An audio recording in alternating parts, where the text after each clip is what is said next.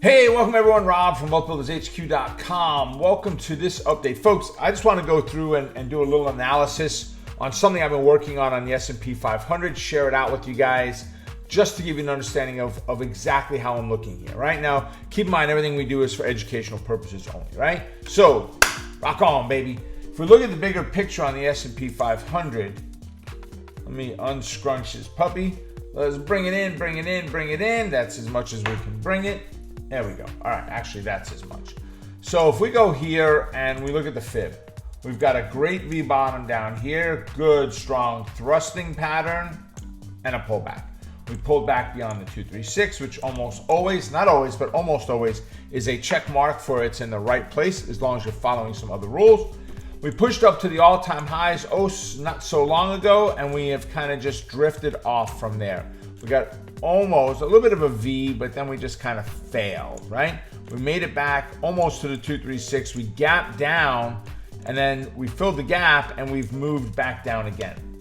We had a training last night that I was in, which was for power option plays, where we were talking about this, and I had drawn this analysis out for everybody, and then it was pointed out that I probably drew one of the sets of lines upside down of what I was trying to accomplish here. And Amos, who's the one that caught it, was absolutely right. Dead spot on that. Yep, I was off just with the direction I drew it in. The concept was there. I was just off. I'm just trying to stretch this out as big as I can and keep everything on the screen. There we go. Okay, it looks like that's where we're going to have to leave it. So first thing is why this line, this red line that's drawn. You may have noticed, if you follow me, you may have noticed there was another fib in there that's not normally there. What the heck is going on, right? So if we look at that swing high, that all-time high, and that's what that is, the all-time high. For us to get a good continuation, you want to see a correction at times, and that correction really needs to be 10%. And I don't want the correction to be a knife point where it just drops like a rock. See the last 3 days? That's awesome if we can get the next day or two to give us decent bounces, right? And then fail again and go down a little bit further and then bounce again and just capitulate and bounce and look like garbage. And there's no clear pattern to it. The huge gap down last Monday and then the run up, and then the huge gap down just 3 days ago, and then it looked like it was going to bounce yesterday and it failed. And it looked like it was going to bounce today and it failed even more. Right? That's what I want to see, but I want to see it happen all the way down near this 4100 level. It's actually the 4091.26 level. You can see all the details right here in that box. Right? The red arrow just shows the high to the low of what I'm deeming as the fibs. Right? Now, I don't really care per se about the blue lines that are on there. I drew a red line out purposely to identify where it goes, but I want you to notice the two green lines in there, the 50 and the 618, right? So what we're looking at is this pullback.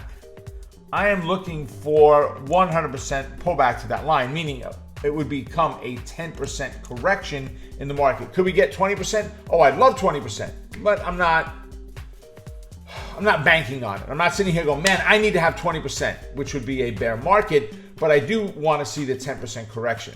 Traders are trying to buy every dip. That's what happened both yesterday and today, trying to buy that dip when it was clear today that it was a sell, right? Or a buying puts, a bearish day. It was just abundantly clear after we made that move up, but we stretched up to the confluence of the 382 and the 8 moving average, and we failed, and we broke down below that 43, 56, 70 level, that fib line right in here.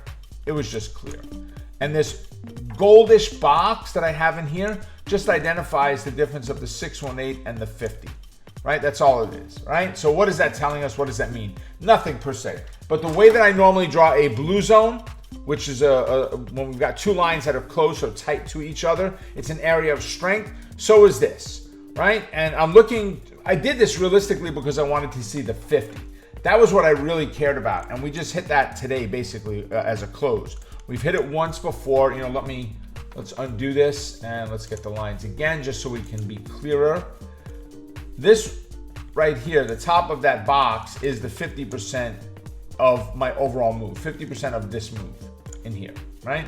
This would be 0.618% of it. I drew that box as an area of strength, an area of retest, of potential bounce, and it may, as it did last week. It gapped into it and ran right from there. right, over the next couple of days.